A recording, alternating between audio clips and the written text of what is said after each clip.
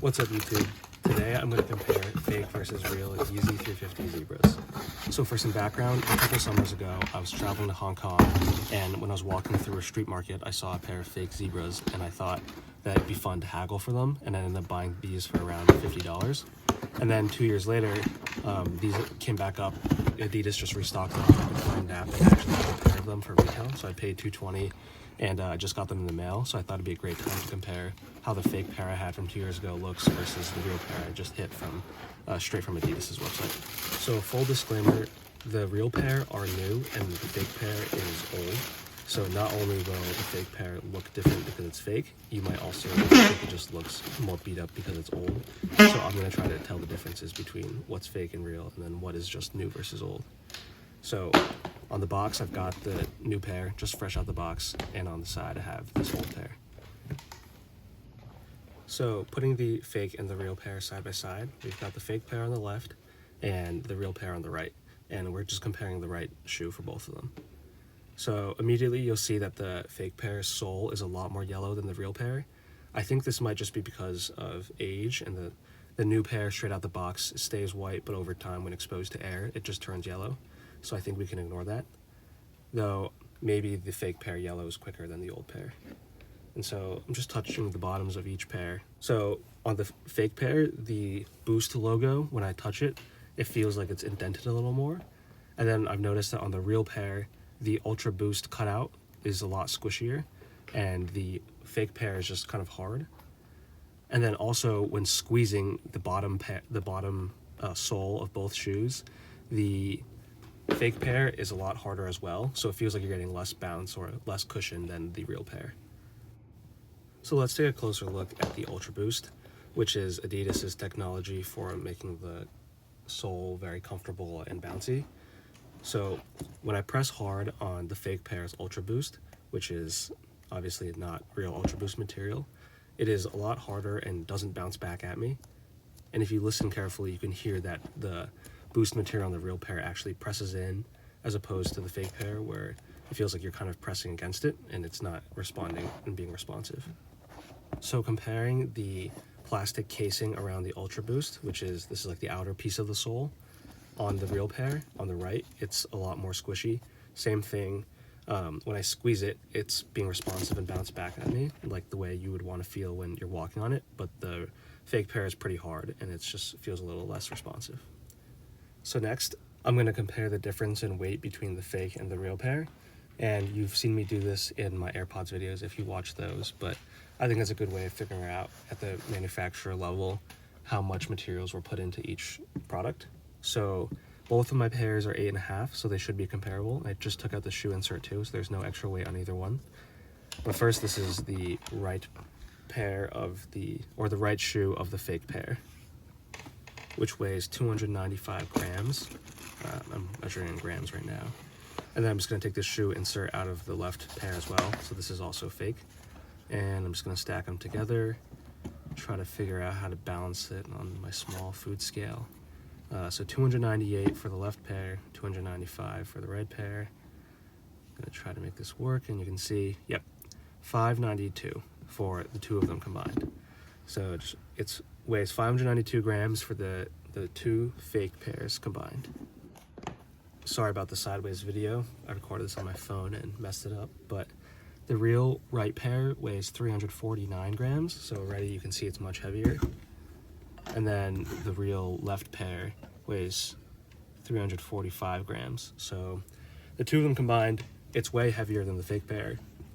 So I'm gonna try to balance these two pairs together again, but overall, I think the takeaway is that the real pairs are heavier, and I think that's probably because they're using more materials in the manufacturing process. So yeah, it comes in at 694 grams in total. So I'm going to compare the fake versus the real shoe insert, and on the right side we have the real pair, and the left side we have the fake pair. So this is the real shoe insert.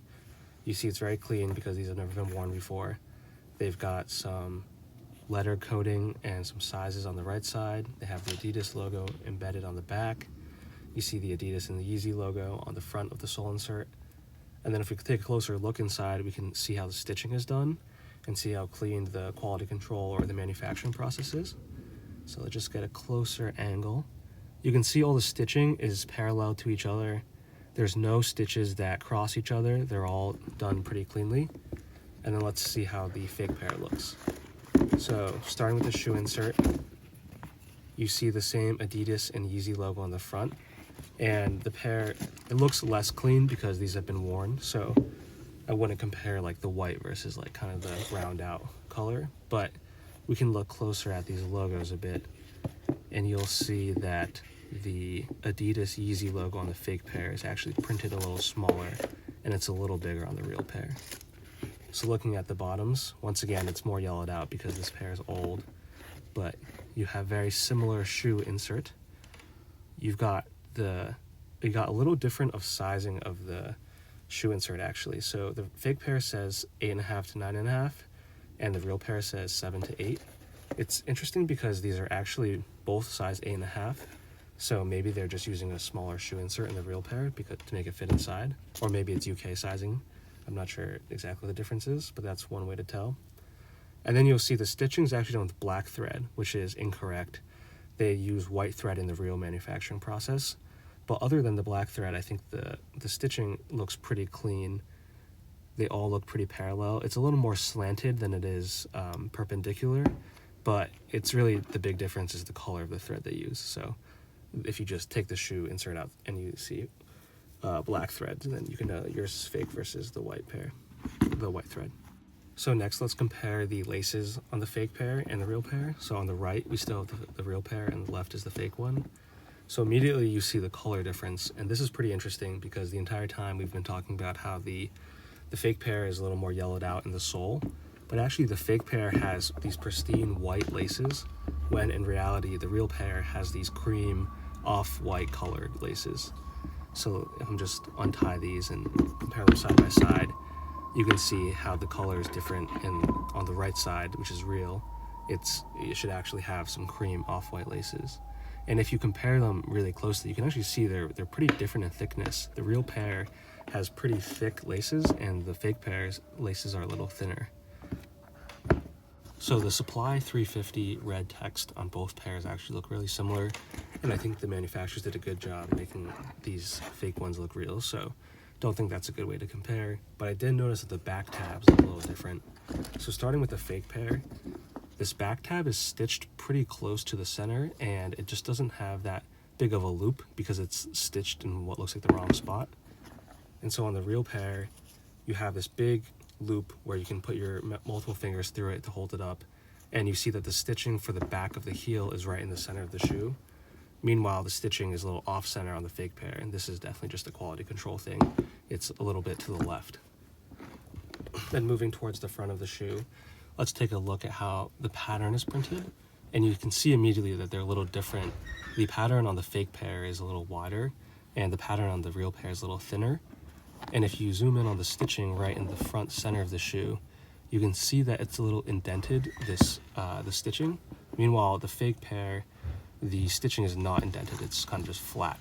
And I think that's a small detail that the real pairs have that the fake pairs don't. It's just that there's this little indent, and the fake pairs don't have the indent. It's just a flat, normal stitch. Most important, last test, how do they feel on the feet? I just put them both on. I'm breaking in the new pair, walking indoors so I can sell them on StockX later and keep the sole clean. But immediately, I can feel a difference in the height of the back heel. The sole on the real pair is way thicker, if you can tell. It feels like I'm getting like an inch or an inch and a half off the ground at the back heel of the right pair, which is the real, and only like half an inch or 1 inch off the left pair, which is the fake pair. So that's a big difference. And I can already feel the difference in the boost bumping. And there's my dog disturbing my video. But as I was saying in the beginning of the video, it does actually feel like when you're wearing these on your feet that the real pair is a little more responsive. It gives you more height, and you're also bouncing a little more and get a lot more cushion off the real Ultra Boost, as opposed to the fake Ultra Boost, and the fake plastic is a lot more stiff. So in summary, the big takeaways are that the real pair gives you a little more height on the heel. It's a little more responsive on the Ultra Boost and a little softer and more cushiony. And the stitching is a little better. It's using white thread on the inside for the stitching, and the stitching on the outside front middle of the shoe and the back middle is a little indented, while the fake pair is not indented, and that the zebra print is a little thinner on the real pair as well. Hopefully this helps you figure out if your pair is fake or real.